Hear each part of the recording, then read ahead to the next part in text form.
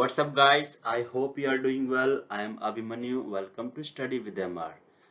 कैसे हो सभी के सभी बच्चों? आई होप आपकी फैमिली में भी सभी के सभी अच्छे होंगे. ओके, सो चलिए आज स्टार्ट करते हैं आपका फोर्थ चैप्टर जो कि है कार्यपालिका के ऊपर. ओके, सो कार्यपालिका के बारे में आप में से आई थिंक बहुत से बच्चे जानते भी होंगे, बट हाँ, बहुत से बच्चे ऐसे भी हैं जो नहीं भी जानते होंगे. ओके, सो डोंट वरी, मैं आपको एक एक चीज जो है, जो इस चैप्टर के जितने भी मेन टॉपिक्स हैं वो सारे के सारे एक एक करके अच्छे से क्लियर करवाऊंगा.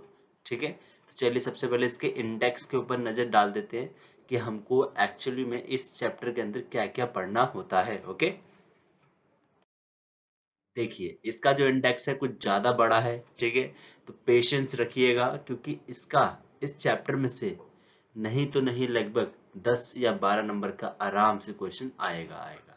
ओके, कहाँ कहाँ से आएगा ये टाइम टाइम पर जो है वीडियो के अंदर मैं आपको बताता रहूंगा. ओके, तो जो सबसे पहला इसके अंदर जो टॉपिक है वो क्या है कि कार्यपालिका का अर्थ क्या होता है. सेकंड टॉपिक है कि कार्यपालिका विधायिका और न्यायपालिका के बीच में अंतर क्या है. एक्चुअली में ये टॉपिक है नहीं आपकी पुस्तक के अंदर, बट मैं एक एज अ टीचर आपको जरूर बताना चाहूंगा कि पहले ये समझिए कि कार्यपालिका विधायिका और न्यायपालिका में अंतर क्या होता है. क्योंकि इस कार्यपालिका का बाद जो अगला चैप्टर है वो विधायिका के ऊपर ही है और उसके बाद जो अगला चैप्टर है वो न्यायपालिका के ऊपर है. तो सबसे पहले जो आप लोगों को पता होना चाहिए वो यही होना चाहिए कि इन तीनों को क्या क्या काम होते हैं, ये तीनों में क्या क्या डिफरेंस है, ये जानना आप लोगों के लिए बहुत ही ज्यादा इंपॉर्टेंट है अभी के लिए. ओके, सो मैं इस वाली वीडियो के अंदर तो कार्यपालिका का अर्थ और ये कार्यपालिका विधायिका न्यायपालिका के बीच में क्या अंतर है इसके बारे में आपको बताने वाला हूँ. ओके, और इसके बाद जो नेक्स्ट वीडियो आएगी उनके अंदर ये बाकी के टॉपिक्स हम कवर करेंगे. इसके अंदर जो थर्ड टॉपिक है वो ये है कि कार्यपालिका के प्रकार बताइए. तीन प्रकार होते हैं दोस्तों, आदेशात्मक, संसदीय व्यवस्था, अर्धआदेशात्मक. ठीक है, तो इनके बारे में इन हर एक व्यवस्था की क्या क्या खासियत है, क्या क्या क्या चीजें, किन देश के अंदर कौन सी व्यवस्था अपनाई जाती है, उन सभी को हम जो है आगे आने वाली वीडियोस के अंदर डिस्कस करेंगे. नेक्स्ट जो आपका टॉपिक है वो है कार्यपालिका के क्या क्या कार्य होते हैं उसके बारे में बताएंगे हम. राष्ट्रपति की क्या शक्तियां होती है, उसकी क्या पोजीशन होती है या स्थिति होती है उस देश के अंदर, उसके बारे में बताएंगे. राष्ट्रपति के विशेषाधिकार के बारे में बताएंगे. विशेषाधिकार का मतलब कुछ स्पेशल ही पावर्स है, कुछ अलग ही मतलब खासियत वाली पावर्स है इसके पास, तो उसके बारे में भी डिस्कस करेंगे. प्रधानमंत्री और मंत्रिपरिषद या फिर मंत्रिमंडल, इनके में क्या कौन क्या हो रहा है क्या नहीं है, सो इनके बारे में भी डिस्कस करेंगे. और हाँ, एक छोटी सी वीडियो आपको आप अभी मुझे बनानी भी है कि मंत्री परिषद और मंत्रिमंडल में क्या अंतर है. अगर आप में से किसी को अगर उसका आंसर पता है तो प्लीज जरा कमेंट बॉक्स में बताइए मुझे, जरा मैं देखना चाहूंगा एक बार. ओके, सो नेक्स्ट इसका जो टॉपिक है वो है प्रधानमंत्री के शक्ति के स्रोत. ये भी काफी इंपॉर्टेंट है. बहुत से बच्चों ने इस वाले टॉपिक को नेग्लेक्ट किया था लास्ट टाइम, और ये मेरे ख्याल से पिछले साल जो है ये क्वेश्चन आया हुआ था 2 नंबर में, मतलब गजब ही आ गया. बहुत से बच्चे जब जैसे आए वाला क्वेश्चन तो एक दूसरे को देखते रह गए, कौन सी शक्ति का स्रोत है भैया, कौन सी शक्ति का स्रोत है. कहीं प्रधानमंत्री की शक्ति तो नहीं बतानी. शक्ति के स्रोत अलग होते हैं और प्रधानमंत्री के शक्ति अलग होते हैं. ठीक है, तो उसके बारे में हम डिस्कस करेंगे एक एक करके. अगला जो आपका टॉपिक है हुआ इसमें वो है राज्यों में कार्यपालिका का स्वरूप. मतलब स्टेट्स लेवल पर कार्यपालिका का क्या स्वरूप होता है, मतलब सीएम हो गया, राज्यपाल हो गया, उसके मंत्रिमंडल हो गए, ये सारी चीजों के बारे में यहाँ पर इस वाले टॉपिक के अंदर डिस्कस करना होता है. अभी नेक्स्ट जो लास्ट वाला टॉपिक है इसके अंदर देख लीजिए क्या है, स्थायी और अस्थायी कार्यपालिका के अंदर क्या अंतर है उसके बारे में डिस्कस करेंगे.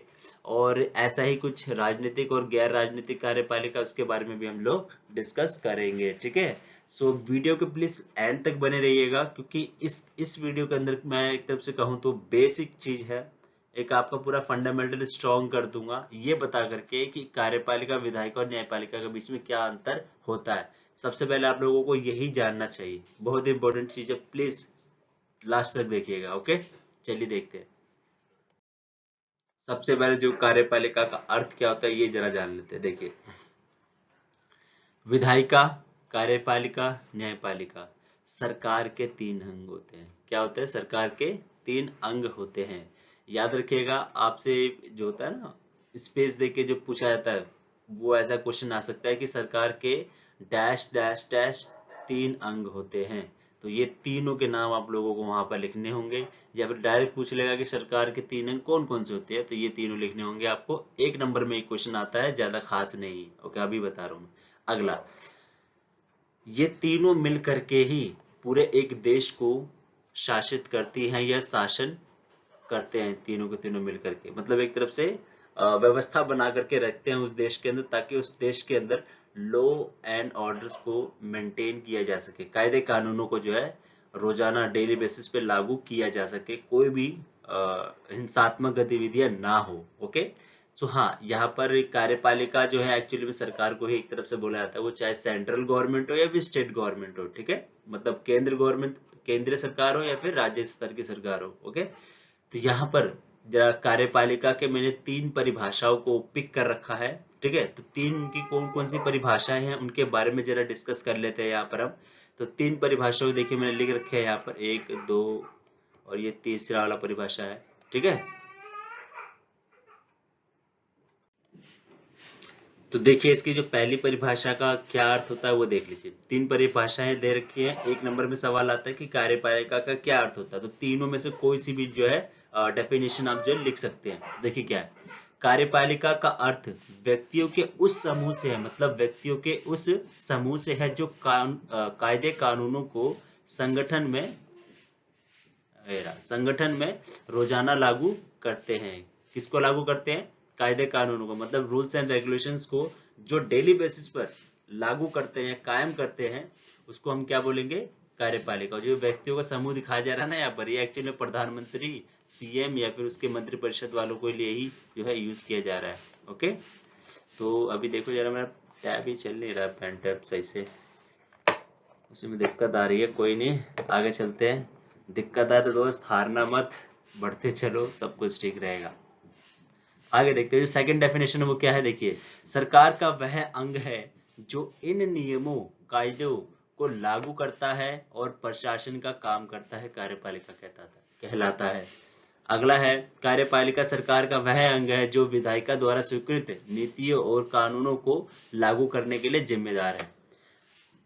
देखिए, आई थिंक आप लोगों को यहाँ पर अभी सही से समझ नहीं आ रहा है। ठीक है, इसको अगर आपको वाकई में एकदम अच्छे से समझना है ना, मैं आपको एक बना रहा हूँ, एक इनफैक्ट इसी वीडियो में समझा भी रहा हूँ। ठीक है, और उसके लिए एक अलग से वीडियो भी बनाऊंगा। वो वीडियो यही है कि विधायिका, कार्यपालिका और न्यायपालिका के बीच में क्या अंतर है, और आपका जो नेक्स्ट टॉपिक है वो भी यही है। ठीक है, तो अब चलिए मैं आपको वही समझाता हूँ। थोड़ी वीडियो लंबी हो जाएगी तो प्लीज पेशेंस रखिएगा, क्योंकि वो जो समझना आप लोगों के लिए बहुत ही ज्यादा इंपॉर्टेंट है।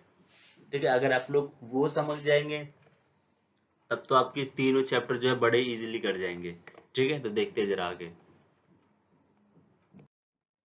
ये रहा वो टॉपिक कि कार्यपालिका, विधायिका और न्यायपालिका के बीच में क्या अंतर है। मैंने इनफैक्ट यहाँ पर पूरा एक चार्ट सा बना रखा है। अगर आपको इसकी नोट्स चाहिए हो तो प्लीज आप टेलीग्राम को ज्वाइन कर लीजिएगा, या फिर इसी वीडियो के डिस्क्रिप्शन बॉक्स में आपको लिंक भी मिल जाएगा गूगल ड्राइव का, तो वहीं से आप डायरेक्ट जाकर इसकी पीडीएफ डाउनलोड कर लीजिएगा। देखिए, कार्यपालिका, विधायिका और न्यायपालिका, इन तीनों का क्या डिफरेंस है, सबसे मेन चीजें बता रहा हूँ, बेसिक बेसिक। देखिए क्या है, विधायिका, विधायिका जो होता है एक तरफ से संसद होता है ना, संसद हो गया या फिर राज्य स्तर पर विधानसभा हो गई, उनमें वो लोग क्या करते हैं, विधायिका का काम होता है सिंपल सा कि कानूनों को बनाना है। क्या करना है जी?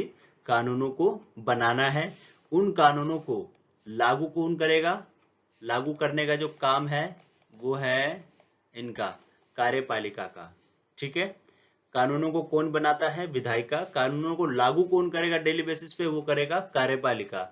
और हाँ, न्यायपालिका का यहाँ पे सबसे महत्वपूर्ण रोल है। वो क्या है कि जो कानून विधायिका ने बनाए हैं वो क्या संविधान के अनुसार बने भी हैं या नहीं बने हैं, उसको कौन चेक एंड बैलेंस करेगा? न्यायपालिका। मतलब कि न्यायपालिका जो है समय समय पर देखता रहता है कि विधायिका जो है कानूनों को सही ढंग से बना भी रही है या नहीं बना रही है, क्या वो संविधान के अकॉर्डिंग बना रही है या फिर संविधान के नीतियों को मतलब मद्देनजर रखे बिना, उनको ध्यान में रखे बिना ही जो है सब कुछ अपने मन से बनाई जा रही है। ऐसा कभी नहीं हो सकता।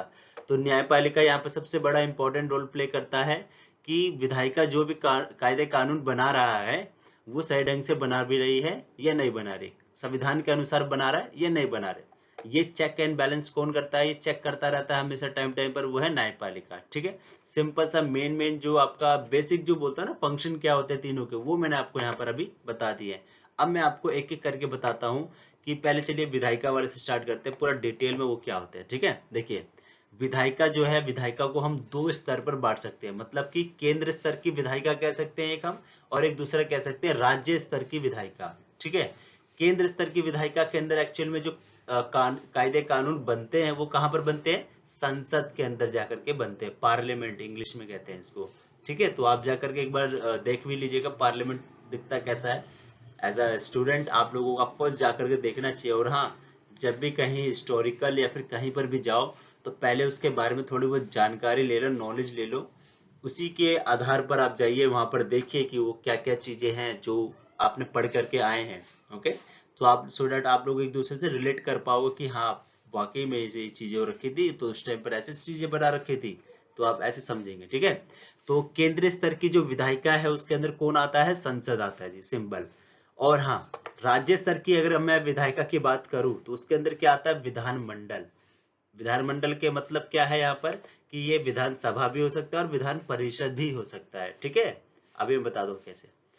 केंद्र स्तर की जो विधायिका है जहां पर कानून बनते हैं केंद्र स्तर पर, मतलब एक चीज और, हाँ एक चीज और बताना भूल गया मैं आपको।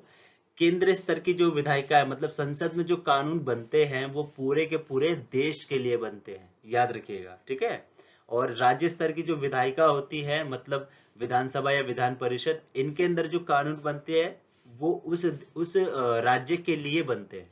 याद रखिएगा, ये राज्य स्तर राज्य के लिए कानून बनाता है और ये पूरे देश के लिए बनाएगा कानून। ठीक है, हाँ आगे देखते हैं। तो मैंने आपको बता दिया कि केंद्रीय स्तर पर जो संसद होती है वो कानून बनाती है। ये कानून किन किन विषयों पर बना सकती है? याद रखिएगा, तीन प्रकार के विषय होते हैं। एक होता है केंद्र सूची, दूसरा होता है समवर्ती सूची, तीसरा होता है राज्य सूची। ठीक है, ये सूचियां क्या है, इनके लिए भी आपको एक बेसिक नॉलेज वाली जो वीडियो होगी ना, मैं आपको बेसिक कॉन्सेप्ट वाला जो प्लेलिस्ट बना रखा है मैंने, वहां पर दे दूंगा। आप प्लीज जा करके ऐसे चेकआउट कर लीजिए, बिकॉज एक एक टॉपिक को अभी मैं यहाँ समझाऊंगा तो वीडियो वाकई में बहुत ज्यादा लंबी हो जाएगी। ठीक है, तो यहाँ पर देखिए, तो ये हो गया संसद केंद्र स्तर पर। यहाँ देखिए संसद, और हाँ एक नंबर का क्वेश्चन बहुत बार बना है, काफी इंपॉर्टेंट क्वेश्चन है इनफैक्ट, वो ये है कि संसद किन किन से मिलकर के बनता है। क्या क्या? संसद किन किन से मिलकर के बनता है? एक है लोकसभा, दूसरा है राज्यसभा और तीसरा है राष्ट्रपति। याद रखिएगा। अगर हाँ आपसे ऐसा क्वेश्चन पूछ लिया जाए ना कि संसद में कितने सदन है, तो ऑफकोर्स आंसर होगा दो सदन है, लोकसभा और राज्यसभा। अगर आपसे पूछे कि संसद किन किन से मिलकर के बनता है, तो लोकसभा राज्यसभा प्लस में राष्ट्रपति भी है, याद रख लीजिएगा। ठीक है, ये सबसे इंपॉर्टेंट क्वेश्चन था। तो हाँ यहाँ पर देखिए, जब भी कोई कानून बनता है यहाँ पर संसद के अंदर, तो ऑफकोर्स पहले लोकसभा में जाएगा, फिर राज्यसभा में जाएगा, पास हो गया तो, और उसके बाद राष्ट्रपति की भी इंपॉर्टेंस है यहाँ पर। जब तक उस कानून के अंदर साइन नहीं होंगे या सिग्नेचर नहीं होंगे राष्ट्रपति के, तो वो कानून तब तक लागू नहीं हो सकता। याद रखिएगा चीज। ठीक है, हाँ एक चीज और बता दूं, कानून का प्रस्ताव राज्यसभा या फिर लोकसभा किसी में से भी हो सकता है, बट हाँ एक दूसरे को शेयर मतलब अप्रूवल लेना पड़ता है। कुछ कुछ ऐसे सर्टेन सिचुएशंस है जहां पर एक दूसरे का अप्रूवल नहीं लेना पड़ता है। इनफैक्ट लोकसभा का तो लेना ही लेना होता है, राज्यसभा का कुछ कुछ सिचुएशन में नहीं लेना होता है। तो उसके बारे में हम आगे डिस्कस करेंगे चैप्टर्स के अंदर। ओके, सो ये समझ आ गया केंद्र स्तर पर कानूनें कैसे बनती हैं, वो इसी तरीके से बनती है, संसद के अंदर बनेंगे, लास्ट में जाकर के राष्ट्रपति के सिग्नेचर होंगे और वो केंद्र स्तर पर मतलब कि पूरे देश के अंदर जो है वो कानून लागू हो जाएगा। सिंपल सा लैंग्वेज में बता रहा हूँ। ओके, हाँ राज्य स्तर की जो विधायिका है उसका में क्या रोल होता है? देखिए राज्य स्तर की जो विधायिका होती है, जैसे कि अभी हमारे देश के अंदर कितने राज्य? 28 राज्य। तो 28 के 28 राज्यों के अंदर आप लोगों को विधानसभा मिलेगी। क्या मिलेगी? विधानसभा। याद रखिएगा, 28 के 28 राज्यों में विधान परिषद नहीं मिलेगा। सिर्फ 6 राज्य ऐसे हैं भारत के अंदर जहां पर विधान परिषद मिलेगा। अब ऐसा क्यों है? इसका एक सिंपल सा डिफरेंस है कि किसी किसी राज्य के अंदर आबादी बहुत ज्यादा है, किसी किसी राज्य के अंदर आबादी कम है। तो जिस राज्य के अंदर आबादी बहुत ज्यादा है उनके अंदर क्या कर रखा है कि उस क्षेत्र को पूरे रूप से प्रतिनिधित्व को, मतलब एक तरफ से प्रतिनिधियों को चुना जा सके पूरे क्षेत्र में से, इसलिए जो है वहां पर 2 सदनों को बनाया गया। एक तरफ से आप बोल सकते हैं राज्य स्तर पर ये लोकसभा है और ये राज्यसभा है, ठीक है, राज्य स्तर पर बता रहा हूँ, मान मत लेना लेकिन एक्चुअल में, ठीक है, 2 सभाएं होती हैं, एक तरफ से समझ लीजिए राज्य स्तर पर, ठीक है, एक है आपका विधानसभा, दूसरा आपका विधान परिषद। तो 28 राज्यों में तो आपको विधानसभा तो मिलेगी, लेकिन 6 राज्यों में सिर्फ विधान परिषद मिलेगा, और इन 6 राज्यों के अंदर जो है ना वहां पर भी ये विधानसभा जरूर मिलेगा ही मिलेगा। ओके, अब मैं बताता हूँ कि राज्य स्तर की जो ये विधानसभा या फिर विधान परिषद है, इनका क्या काम होता है। इनका भी काम ही यही है कि राज्य स्तर पर जो है कानूनों को बनाना। जहां पर राज्य स्तर पर कानूनों जो बनाने की सूची है वो है राज्य सूची और एक है समवर्ती सूची। राज्य सूची, समवर्ती सूची और केंद्र सूची के बारे में प्लीज अच्छे से पढ़ लीजिए पहले, उसके बाद जान लीजिए, उसके बाद आप समझ पाएंगे कि क्या मतलब बता रहा हूँ यहाँ पर बार बार। ओके, तो ये 3 सूची है, मतलब यहाँ पर ही खत्म हो गया विधायिका, कानून बनाने का काम होता है। अब इन्हीं कानूनों को लागू कौन करता है, वो करता है यहाँ पर कार्यपालिका का रोल यहाँ पर इंपॉर्टेंट हो जाता है। कार्यपालिका यहाँ पर बेसिकली सरकार को बोला जा रहा है, यहाँ पर किसको बोला जा रहा है, सरकार को। जो आपकी मोदी सरकार हो गई या फिर अरविंद केजरीवाल जी की सरकार हो गई या योगी आदित्यनाथ की सरकार हो गई, इन सब की सरकारों की जो है बात की जा रही है। केंद्र स्तर पर जो सरकारें होती हैं कार्यपालिका का जो रूप लेकर के होती हैं, उनमें आते हैं राष्ट्रपति, उपराष्ट्रपति, प्रधानमंत्री और प्रधानमंत्री के जो चेले चपाटे होते हैं, मतलब कहने का क्या है, मंत्री परिषद। अब मंत्री परिषद के अंदर भी बहुत सारी चीजें होती है ना, कैबिनेट मंत्री होते हैं, कुछ होते हैं राज्य मंत्री और कुछ होते हैं उप मंत्री, ठीक है। तो ये होते हैं 4 लोग जो कि केंद्र स्तर पर कार्यपालिका का रूप धारण किए हुए होते हैं। अगर मैं राज्य स्तर पर कार्यपालिका के धारण की बात करूं तो उसके अंदर आते हैं राज्यपाल, मुख्यमंत्री और मुख्यमंत्री के चेले चपाटे मतलब मंत्रिमंडल या मंत्री परिषद। और हाँ, मंत्रिमंडल और मंत्री परिषद में एक छोटा सा डिफरेंस है, वो क्या डिफरेंस है ये भी आपको मैं बेसिक कॉन्सेप्ट वाली जो प्लेलिस्ट है वहां पर प्रोवाइड करवा दूंगा, देख लीजिएगा, ठीक है। अभी देखिए 16 मिनट की ज्यादा वीडियो हो गई है, अभी मैं बताऊंगा और ज्यादा तो इनफैक्ट बहुत लंबी वीडियो हो जाएगी। ओके, सो ये हो गया क्लियर यहाँ तक। राज्य कार्यपालिका स्तर पर जो भी मान लो यहाँ से विधायिका से कानून मतलब पारित हुआ, राष्ट्रपति के साइन हो गए, तो साइन होने के बाद यहाँ पर गया तो ये केंद्र स्तर पर उसको लागू करने की जिम्मेदारी किसकी रहेगी, प्रधानमंत्री की, और राज्य स्तर पर किसकी रहेगी, मुख्यमंत्री की। सिंपल सा रूल है यहाँ पर। ओके, अगला देखते हैं। अब आपका है अगला एक क्वेश्चन, जरा मुझे बताना, यहाँ पर मैंने बताया कि संसद में लोकसभा से कानून प्रस्ताव पास हुआ, राज्यसभा से पास हुआ और सीधा राष्ट्रपति के साइन होगा, अप्रूवल हो जाएगा। जब तक राष्ट्रपति के साइन नहीं होंगे वो लागू नहीं होगा, यही कहा था ना मैंने। राज्य स्तर पर बताइए कौन साइन करेगा तो अब वो अप्रूवल होगा। काफी ट्रिकी क्वेश्चन है बट देखिए जरा ध्यान दीजिएगा, ठीक है। अब दीजिए, अब बताइए मुझे इसका आंसर क्या होना चाहिए, ठीक है। अच्छा चलिए अब आगे देखते हैं, मैं बता दूंगा आंसर बता दूंगा आपको, ठीक है, डोंट वरी। अगला है आपका न्यायपालिका। न्यायपालिका का क्या काम बताया था मैंने। न्यायपालिका जो है एक तरफ से डंडा लिए खड़ा रहता है विधायिका और कार्यपालिका के ऊपर बजाने के लिए। वो क्या डंडा है, संविधान के अनुसार जो है न्यायपालिका काम करता है। वो क्या काम करता है कि ये देखता है न्यायपालिका कि विधायिका जो कानून बना रहा है और जो कानून लागू करने वाला कार्यपालिका है, क्या दोनों का तरीका सही है या नहीं है। अगर विधायिका कानून को संविधान के अनुसार नहीं बना रहा है तो न्यायपालिका जो है उस कानून को रद्द कर देती है, नल एंड अवॉइड करार दे देती है। क्या कर देती है, नल कर देती है उस कानून को, बोलती है कि नहीं बेकार कानून है, संविधान के अनुसार नहीं बना, इसको रद्द किया जाता है। और कार्यपालिका के ऊपर डंडा मार के रखता है कि इस कानून को सही ढंग से लागू करो, अपनी मनमर्जी के अनुसार लागू मत करो, ठीक है, ज्यादा हवा में मत उड़ो, ऐसा कुछ होता रहता है। ओके, तो हाँ देखते हैं हम न्यायपालिका के बारे में। न्यायपालिका के देखिए 3 स्तर यहाँ पर बेसिकली मैं बता रहा हूँ। एक है आपका सेंट्रल लेवल पर, दूसरा है आपका स्टेट लेवल पर, तीसरा है आपका डिस्ट्रिक्ट लेवल पर। मतलब कि पूरे देश के लिए जहाँ पर सर्वोच्च न्यायालय, उच्चतम न्यायालय है, अगर देश के वाले मतलब न्यायालय में नहीं जाना तो आप अपने पहले स्टेट न्यायालय में जाइए, मतलब उच्च न्यायालय में जाइए, और तीसरा आपका जिला न्यायालय। कहने का मतलब यह है कि अगर आपके मेरी मतलब एक परिवार है, उसके बगल में जो पड़ोसी है उनसे लड़ाई हो जाए तो ये मामला आपका कहाँ तक पहुंच जाएगा, ये जिला न्यायालय तक जा सकता है, ठीक है। तो अगर जिला न्यायालय में सॉल्व नहीं होता है तो आप कहाँ लेकर जाएंगे उस मामले को, उच्च न्यायालय में। अगर उच्च न्यायालय मतलब हाई कोर्ट में भी ये मामला सॉल्व नहीं होता है तो ये कहाँ पर जाएगा मामला, सर्वोच्च न्यायालय या फिर उच्चतम न्यायालय में जाएगा। याद रखिएगा उच्चतम न्यायालय यहाँ पर सेंट्रल वाला जो होता है ना, सर्वोच्च न्यायालय सुप्रीम कोर्ट, उसके लिए वर्ड यूज होता है, और उच्च न्यायालय हाई कोर्ट के लिए वर्ड यूज होता है। ओके, सो ये वही मामला है। और हाँ, एक और चीज बता दूं, अगर एक राज्य का दूसरे राज्य से लड़ाई हो जाए या कुछ मामला हो जाए, डिस्प्यूट हो जाए, तो वो मामला हमेशा सर्वोच्च न्यायालय या उच्चतम न्यायालय में ही जाता है, राज्य वाले न्यायालय में नहीं जाएगा। ठीक है, याद रखिएगा।